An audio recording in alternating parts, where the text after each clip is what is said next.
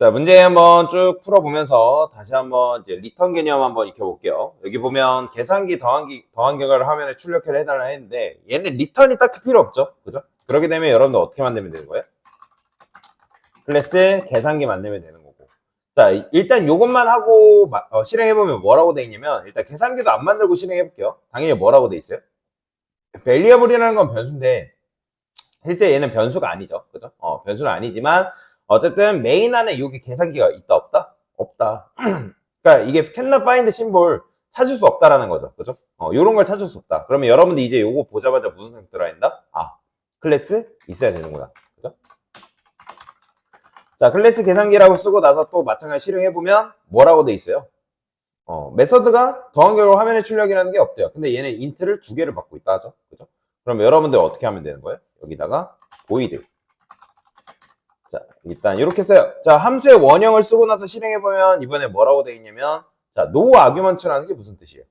그죠? 인자값이 없다. 그러니까 인자값은 있는데 매개변수가 없다라는 거죠. 내가 지금 여 함수에서 매개변수를 두 개를 찾아봤더니 걔는 인트를 두 개를 원한대요. 그죠? 근데 없대요. 그러면 여기다 어떻게 해야 되겠어요? 두 개의 매개변수를 여러분들 써줘야 된다. 자, 근데 일단 또 실행해보니까 이번엔 뭐래요? 논스태틱이래요. 즉 이게 무슨 말이에요? 그렇죠. 해당 메서드가 스태틱이 아니기 때문에 너 이거 실행할 수 없어. 그럼 뭐 해야 돼요? 여기 앞에다가 스태틱 키워드 붙이라는 거예요. 자, 근데 이번에는 이제 실행하니까 뭐 이런 것들 없어서 나오는데, 자, 일단은 요거 잠깐, 주석 걸고. 자, 실행을 했을 때 에러가 없다라는 거는 지금 이 코드가 정상 작동한다, 안 한다? 하고 있다는 거죠. 그죠? 에러가 없다라는 거는 코드가 정상 작동하고 있다는 거예요. 그러니까 이런 식으로 일단 작동되는 코드를 확인한 다음에 문제를 푸는 거 굉장히 중요합니다. 자, 그러면 이제 뭐 해야 돼요? 결과라는 거를 줘야 되는 거잖아요. 그죠? 그럼 여기다가 SUF에서 %d 쓴 다음에 a 플러스 b 이렇게 써주면 되겠죠. 그죠? 그럼 실행했을 때 결과가 나오죠. 자, 그러면 이제 이걸 기반으로 해서 남은 문제들도 풀어보면 되겠죠. 그죠? 그냥 뺀 결과를 화면에 출력, 곱한 결과를 화면에 출력 이렇게 해주면 되니까 뺀 결과, 그 다음에 곱한 결과. 그럼 여기다가 마이너스 주면 되고 얘는 뭐 쓰면 돼요?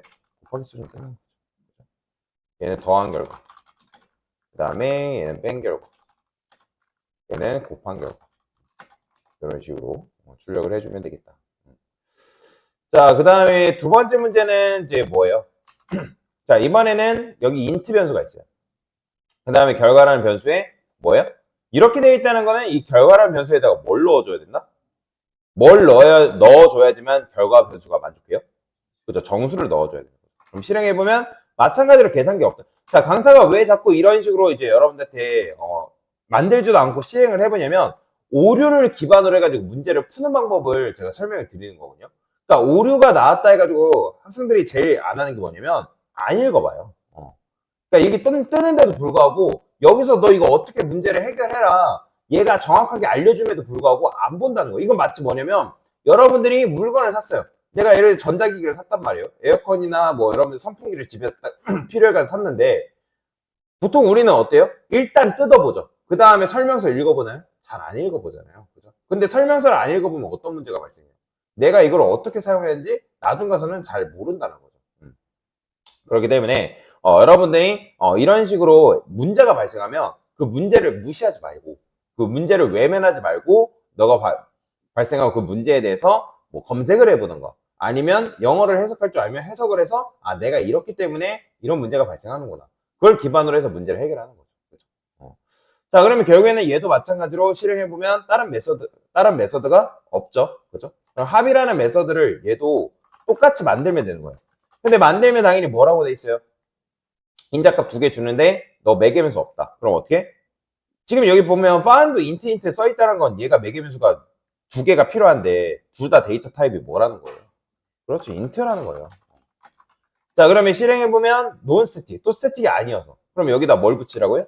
스태틱. 자, 스태틱은 별거 아닙니다. 그냥 이제 지금 이해할 때 스태틱을 붙은 키워드는 객체화하지 않고 끄집어낼 수 있다.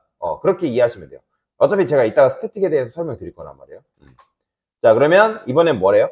자, 이게 중요한 거죠. 자, incomplete type을 time, void cannot be converted to int. 이게 무슨 말이냐면 int는, 그러니까 void는 int가 될 수 있다, 없다? 없다. void라는 건 뭐예요? 보이드라는 건 허공이라 했잖아요. 그죠? 그러니까 인트가 될 수 없다라는 거는 얘가 지금 실행된 결과가 뭐여야지만 결과라는 변수가 만족한다? 그렇죠. 정수여야 된다. 그렇기 때문에 여기가 보이드가 아니라 뭐가 필요하다? 인트가 필요하다는 거예요. 자, 근데 실행하면 또 뭐라고 돼 있어요? 자, 요거는 무시하시고 주석 걸어볼게요. 주석 걸고 실행해보면, 자, 뭐라고 나오죠? missing return statement. 즉, 리턴 했다, 안 했다? 안 했다. 자, 여러분들이 함수에 데이터 타입이 들어가 있는 순간, 걔는 리턴이 선택이에요? 무조건, 아니면 의무예요? 그렇죠. 의무죠. 의무사항이에요. 무조건 해야 돼요. 무조건. 근데 보이드는 리턴을 하겠다는 약속이에요? 안 하겠다는 약속이에요? 그렇죠. 보이드는 안 하겠다는 약속이에요. 근데 여기다 데이터 타입을 여러분들 명시를 딱 하는 순간 리턴이 필수란 말이에요. 이거는 여러분들이 다른 프로그램 언어도 마찬가지예요. 파이썬은 제외하고, 파이썬 외에. 그러니까 거의 대부분이 이런 형태를 띄고 있단 말이에요. 자, 그러면 여기다 어떻게 쓴다? return a 플러스 b. 자, 실행해보면 잘 나오죠. 그죠? 자, 그 다음에 여기다가 또 이런 분들이 계신다 했죠? 여기다 a 플러스 b. 이게 지금 결과인가요? 아니죠. 이거는 그냥 여기 콘솔 창이라는데 여기다가 내용물 출력해줘. 그게 끝이에요. 결과가 절대로 될 수 없습니다. 헷갈리지 마세요. 자, 그러면 이렇게 나오죠. 자, 그 다음에 이제 요걸 가지고 이제 뭐 하면 돼요? 차하고 곱을 구해주면 되겠죠?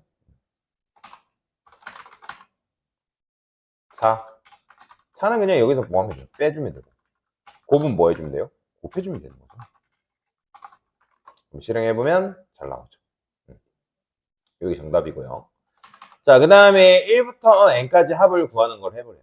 여기 보시면 얘도 마찬가지죠. 매스 1 to sum이라는 게 있어요. 그죠? 그러니까 1 to sum이라는 거는 1부터 3까지 더해라 그런 말이거든요. 그죠? 그럼 1부터 3까지 더하면 6이고 1부터 10까지 더하면 55잖아요. 예전에 우리 반복문 하면서 합구하는 거 했어요, 안 했어요? 했죠? 그죠? 합구하는 거 했단 말이에요. 그냥 그거를 뭘로 바꾼 것 뿐이에요. 함수한테 위임해서 바꾼 것 뿐이라고요. 자, 그러면 내가 만약에 이 문제를 잘 못 풀겠다. 그러면 단계별로 푸는 방법에 대해서 설명을 드릴 건데, 자, 어떻게 하면 되냐면 이 one to sum이라는 이 메서드를 일단 만들어요. 그렇죠. 만들어야죠. 1단계 만든다. 만들어야 뭘 테스트를 해볼 수 있을 거 아니에요. 그죠? 자, 그러면 만들었어요. 실행해요. 자, 근데 이제 인자값 뭐래요? 하나 필요하다. 나 인트 찾아보니까 없더라. 그럼 인트를 매기면서로 넣는다. 넣음이라 넣을게요. 자, 그럼 실행해요. 자, 이번엔 스태틱이 아니어서 너 이거 객체화하지 않고 그냥 쓰려면 이거 스태틱이어야 된다. 그럼 스태틱을 붙이고 실행해보면 자, 이제는 타입이 불일치한다. 뭐래요? 그럼 인트 보이드는 인트가 될 수 없으니까 인트를 붙여주면 되겠죠. 근데 이제는 리턴 안 했다. 자, 근데 이제 여기다가 그냥 일단 리턴 0으로 해놓고 실행이 되게끔 만드는 거예요. 정답은 아니지만 실행이 되게끔 만들어라. 왜? 내 코드가, 내가 작성한 코드가 지금 잘 되고 있는지는 확인을 해야 될 거 아니에요. 그죠? 움직이는지는 확인하면서 그게 돼야지만 일단 그걸 기반으로 뭐예요? 이거 테스트 해볼 수 있고 저거 테스트를 해볼 수가 있단 말이에요. 이해되시죠? 자, 그러면 여기서 저는 뭘 할 거냐면 넘겨받은 그 값을 반복문을 이용해서 그냥 출력을 해볼 거예요. 1부터 뭐 3까지, 1부터 10까지. 그러면 어떻게 하면 된다? 여기다가 for int i는 1. 자, i는 어디까지? 넘까지. 자, 이렇게 쓰면 지금 여러분들이 각각 1부터 3, 1부터 10 나오죠? 자, 이것도 마찬가지로 왜 제가 이걸 할까요? 지금 내가 이 문제를 잘 풀고 있는지를 스스로 유도해 나가면서 확인시키기 위해서. 이게 처음에 여러분들 습관이 돼야 됩니다. 단계별로. 그러니까 하나의 루틴이라 생각하시면 돼요. 루틴. 루틴. 그러니까 루틴을 여러분들 잘 설계를 해놓으면 나중에 여러분들 스스로도 코드 설계하기가 편해집니다. 자, 그러면 여기서 이제 우리가 합을 구하려면 뭐가 필요하다 했죠? sum이라는 함수가 나름대로 필요하고. 그죠? 그 다음에 여기다 뭐 한다? 더해주면 되는 거잖아요. sum은 sum 플러스 i. 자, 이거 예전에 했었죠? 그죠? 그 다음에 여기다 sum만 출력해보면 당연히 이제 sum이라는 값이 추측된다. 1, 3, 6. 얘도 1, 3, 6, 10 이런 식으로. 그럼 결국에는 뭐만 주면 되는 거예요? 0 대신에 sum 주면 되는 거잖아요. 자, 그 다음에 얘는 어떻게 줄였을 수 있죠? sum 플러스. 그렇죠. 그런 식으로 줄였으면 되겠죠. 결과가 1, 2가 잘 나온다. 요게 정답인 거죠. 자, 그 다음에 이번에는 N2M이래요. 이거는 뭐냐면 그냥 앞에 거 했으면 사실 요거 못 풀 이유가 없어요. 그냥 2하고 3을 더해달라. 얘는 5부터 10까지 나온 그 값을, 그러니까 5, 6, 7, 8, 90 다 더해달라는 거죠. 그죠? 그러면 얘는 이제 마찬가지로 얘도 뭐가 필요하다? N2 썸이라는, N2M 썸이라는 게 필요하죠. 그리고 얘가 지금 뭘 줘요? 인트를 줘요. 정수를 줘야 되니까 뭐 해야 된다? 그죠? 인트. 그 다음에 얘가 객체화하지 않고 얘를 끄집어내고 있으니까 뭘로? 그렇죠. 그냥 스태틱. 인트. 함수명, 소괄호, 중괄호. 인적값 두 개니까 뭐 인트 A 쓰고 인트 B 쓸까요? 자, 이렇게 쓰면 된다는 거예요. 그러면 여기서 이제 포문을 써요. 인트 i는 저는 1 쓸게요, 그냥. 그 다음에 10 i 뿔뿔. 자, 이렇게 썼어요. 자, 근데 그러면 이제 얘가 지금 시작값이고 얘가 끝값인 거잖아요. 아니면 여기다 스타트라 쓰고 여기다 엔드라 써도 돼요.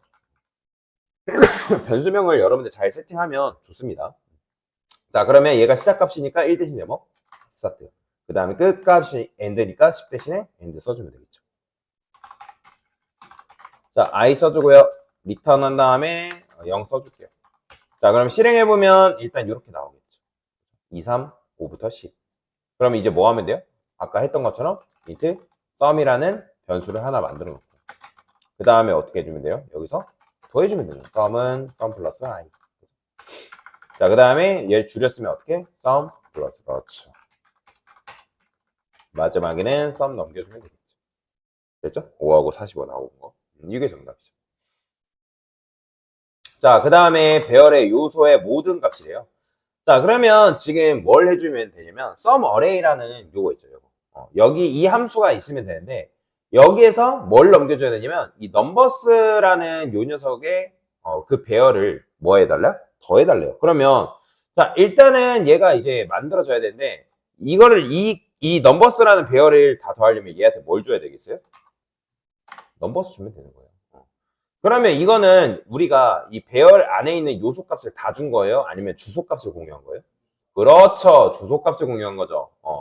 자, 그러면 여기서 sum array라는 거는 지금 int를 반환해야 되니까 int이기도 하고 그 다음에 뭐 붙여야 돼요? 앞에다가? 그렇죠. static 붙여야 된다고요. 자, 그 다음에 그러면 여기서 주소 값을 넘겨받으려면 일반 변수로 돼야 안 돼요, 이거는. 안 되죠. 왜냐면 주소 값을 받으면 주소 전용 변수를 써줘야 되잖아요. 그죠? 그러면 그냥 여기다가 int 배열, 얘가 int 배열 주소니까 이렇게 써줘. 자, 그러면 정말로 제가 여기다 일단 리턴 역 쓰고 정말로 넘버스의 주소값과 그리고 여기에 있는 주소값이랑 똑같은지 한번 확인해 볼 수도 있겠죠. 그럼 실행해 보면 어떻게 나와요? 자, 똑같죠? 똑같다는 거는 결국에는 이 넘버스, 이 인자값으로 준 건 뭘 준 거예요? 여기에 연결되어 있는 객체의 주소값을 여기다 준다라는 거죠. 그죠? 자, 그래서 얘를 가지고 이제 뭐 하면 되는 거예요? 우리가 더해주면 되겠죠? 그죠? 더하면 되는 거잖아요. 자, 일단은 저는 근데 반복문을 이용해서 순회를 해볼게요. 순회. int i는 0. 그 다음에 우리가 배열에는 뭐가 있다? 랭스가 있다 했죠? 그렇죠. 길이. 자, 그 다음에 넘버스의 i번째 출력하면 각각 우리가 1부터 5까지 출력 가능하죠. 그죠? 자, 그러면 이제 뭐 해주면 된다고요? 더하면 된다고요. 더하면. 자, 그러면 sum이라는 게 일단 있어야겠죠. int sum 써준 다음에 그 다음에 sum 플러스 뭐 하면 된다? sum은 sum 플러스 넘버스 i번째 더해주면 되겠죠. 그 다음에 여기다가 sum 주면 돼요. 실행했을 때 어떻게 나와요? 10은 나오죠. 자, 얘를 줄였으면 어떻게? 그렇죠. 이렇게도 쓸 수 있어요. 근데 자, 이렇게도 쓸 수 있는데 요거를 또 어떻게 쓸 수 있냐면 포문에는 향상된 포문이라는 게 있어요. 혹시 들어보신 분 계신가요? 이거 예전에 제가 프로그래머스 그 입문 열심히 푸시면 나온다고 했는데 이거 나오거든요. 실제로 향상된 포문이라는 게. 자, 일단은 어떻게 쓰냐면 자, 이렇게 씁니다. for int n은 그 다음에 numbers. 자, 이게 향상된 포문이에요. 자, 향상된 포문을 이제 해석하면 어떻게 되냐면 넘버스에 0번째 요소가 들어와서 여기에 꼽힙니다. 알아서. 1번째 요소가 꼽히고요. 2번째 요소가 꼽히고요. 3번째 요소가 꼽히고 더 이상 만약에 넘버스 안에 값이 없다? 그러면 알아서 first에서 종료됩니다. 그게 바로 향상된 포문이다 라고 보시면 돼요. 그럼 실행하면 나오죠. 그죠? 1부터 5. 그러면 여기서 그냥 뭐 해주면 되냐면 그냥 어떻게 쓰면 되냐면 sum은 sum 플러스 n 이렇게 써주는 거 똑같은 거예요. 어차피 이 n이라는 거는 이 요소값 뭐예요? 1부터 5란 말이에요. 그럼 1부터 5를 더해주는 거나 마찬가지예요. 결국에 이렇게 해도 15 나오죠. 근데 코드를 짧게 쓰는 거는 어떤 게 더 편한 거예요? 바로 얘가 더 편한 거죠. 그럼 이거는 이제 어떻게 줄여 쓴다? sum 플러스는 n으로 줄여 쓸 수 있고요. 그리고 이렇게 쓸 수도 있는데 이거는 자바가 가지고 있는 특징 중에 하나인데 여기 중괄호 안쪽에 코드가 한 줄이죠. 여러 줄이 아닌 한 줄이잖아요. 한 줄인 경우에는 중괄호 생략 가능합니다. 이렇게 쓸 수 있어요. 코드를 훨씬 더 짧게 쓸 수 있죠. 물론 이제 짧게 쓴다는 게 모든 게 다 이제 뭐 좋다라고 얘기하는 건 아니에요. 근데 그러니까 짧게 썼을 때 가독성이 떨어진다 그러면 그거는 짧게 쓰나 마나한 거예요. 그러니까 가끔씩 이거를 중괄호를 생략한다 해가지고 코드를 다 이렇게 써가지고 여기까지 코드가 있는 경우도 있어요. 여기 이 부분까지. 그러니까 별로 좋은 건 아니라는 거죠. 그러니까 적당하게 짧게 쓰는 건 좋지만 모든 걸 짧게 쓸 필요 있다 없다? 없다는 거. 우리가 줄임말도 쓰잖아요. 그죠? 그러니까 줄임말도 줄임말 나름이죠. 그죠? 줄임말 나름. 모든 걸 다 줄였으면 우리가 그래서 별다줄이라 하잖아요. 별다줄. 별걸 다 줄인다고. 그죠? 그러니까 줄이는 거는 나쁜 건 아니지만 모든 걸 다 줄일 필요까지는 없다. 자, 그래서 향상된 포문을 이렇게 쓰고 중괄호 안쪽에 코드가 한 줄이다. 여러 줄이 아니에요. 여러 줄이라는 건 여기다 뭐 이런 식으로 써 있다. 그러면 못 해요. 중괄호 안쪽에 코드가 딱 한 줄짜리. 그런 경우에는 중괄호가 생략이 가능하다. 라고 보시면 됩니다. 자, 그 다음에 이제 마지막. 자, 배열에서 뭐 하래요? 맞죠. 최대값을 구하래요. 그러면 최대값을 이제 구하려면 find max라는 녀석도 마찬가지로 주소값이 여기 넘어가죠. 그럼 여기에 7이 들어가야 된다는 거죠. 그럼 어떻게 하면 돼요? static int find max 넣어주면 되고 얘도 마찬가지로 뭘 만들어주면 넘버스를 받아주면 되겠죠. 일단은 넘버스를 한번 출력을 해볼까요? int n은 i는 0, i는 넘버스의 i1 넘버스 랭스 i 뿔뿔. 자, 실행해보면 어떻게 나온다? 자, 리턴을 제가 임의적으로 자, 이렇게 하면 1부터 1, 3 뭐 이렇게 들어가 있는 값이 순회가 되죠. 자, 그러면 최대값을 구하려면 자, 저는 어떻게 할 거냐면 최대값을 그냥 여기다 넣어주면 되거든요. 저는 여기다가 int max라 쓸게요. max. 그 다음에 max라 쓴 다음에 넘버스의 i번째나 아무 값이나 이렇게 넣어줄 거예요.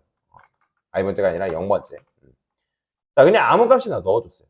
그러면 여기서 최대값을 구하려면 향상된 포문으로는 그게 안 됩니다. 여러분들. 자, 향상된 포문으로는 안 되고 여기서 이제 뭘 해줘야 되냐면 요소값을 각각 불러올 겁니다. 향상된 포문으로도 되긴 하겠네요. 근데 일단 이렇게 쓸게요. 저는 여기다가 만약에 넘버스의 i번째 값보다 max가 크다. 자, 이게 도대체 무슨 말일까요? 자, 처음에 이걸 비교하면 넘버스 0번째는 뭐예요? 1이죠. 그러면 제가 여기다가 처음에 얘가 넘버스 i번째 0번째니까 뭐 들어와요? 그렇죠. 1과 2를 비교한단 말이에요. 그러면 1과 2를 비교했을 때 1은 1보다 크다. 맞는 말이에요? 틀린 말이에요? 그렇죠. 틀린 말이죠. 그러면 거짓이니까 실행이 안 될 거 아니에요? 자, 그러면 그 다음에 비교할 때는 1번째니까 3이죠. 그럼 3과 1은 비교하니까 3이 1보다 더 크네요. 3이죠. 그럼 그때 이 max라는 변수의 넘버스의 i번째 값으로 교체를 하는 거예요. 이런 식으로. 자, 이거 옛날에 어디서 많이 보지 않았나요? 여러분, 변수 수학. 그러니까 변수 처음 배울 때 우리가 변수와 변수의 값을, 그러니까 변수를 이용해서 값을 교체할 수 있었다라고 얘기했었잖아요. 그러니까 이게 지금 그 개념인 거예요. 변수 수학. 자, 그러면 여기서 이제 다음에는 뭐가 비교되겠어요? 그죠? 7과 3을 비교하겠죠. 그죠? 왜냐면 max는 3으로 변경된 상황이니까. 그러면 7과 3을 비교하는데 7이 더 커요. 그러면 max는 뭘로 바뀌는 거예요? 그죠? 7로 바뀌는 거고. 그 다음은 뭐예요? 2하고 7을 비교했는데 당연히 거짓이니까 max는 살아남겠죠. 7로. 그 다음 비교할 때는 뭘로 비교해요? 마찬가지로 5하고 7을 비교하는데 7이 더 크니까 당연히 뭐예요? 거짓이라서 실행이 안 돼서 결국에는 뭘로 보존된다? 그죠? 7로 보존돼요.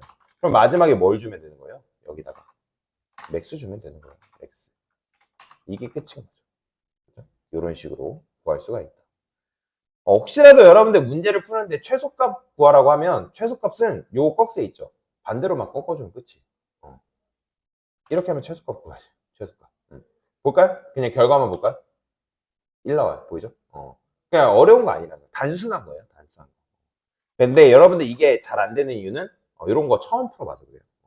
그러니까 자주 풀다 보면 감이 생깁니다. 이거 제가 학생들한테 알고리즘 테스트 있잖아요. 문제 풀 때 이 문제는 마치 뭐랑 비슷하다고 얘기하냐면 토익이랑 비슷하다고 얘기하거든요. 토익이랑 왜 비슷하다고 얘기하냐면 토익도 결국에는 이제 문제를 빨리 푸는 능력을 키우는 거잖아요. 그죠? 단어도 이제 어쨌든 토익에서 사용하는 단어랑 그 다음에 토익에서 사용하는 문법들이 존재하잖아요. 이 알고리즘 테스트도 마찬가지로 코딩 테스트만 사용하는 문법들이 있어요. 그리고 이 문제도 결국에는 계속 풀다 보면 비슷한 유형의 문제가 나오기 때문에 많이 푸는 사람, 그리고 그걸 가지고 분석할 수 있는 사람, 그게 코딩 테스트를 잘하는 비결이다라고 보시면 돼요. 그리고 코딩 테스트를 잘한다 해가지고 개발을 잘하는 건 또 아니고, 개발을 잘한다 해가지고 코딩 테스트를 잘하는 것 또한 아니에요. 근데 그건 있습니다. 코딩 테스트를 잘한다? 그러면 논리적인 흐름에 대한 이해가 높기 때문에 개발을 잘할 확률이 높다. 그건 있어요. 근데 개발을 진짜 잘해요. 근데 그런 사람이 코딩 테스트 잘한다라는 보장은 없습니다. 왜냐면 코딩 테스트에 사용하는 문법들이 다 다르기 때문에. 뭔 말이 이해되죠? 자, 하여튼 이런 식으로 간단하게 문제를 같이 풀어봤습니다. 됐습니다.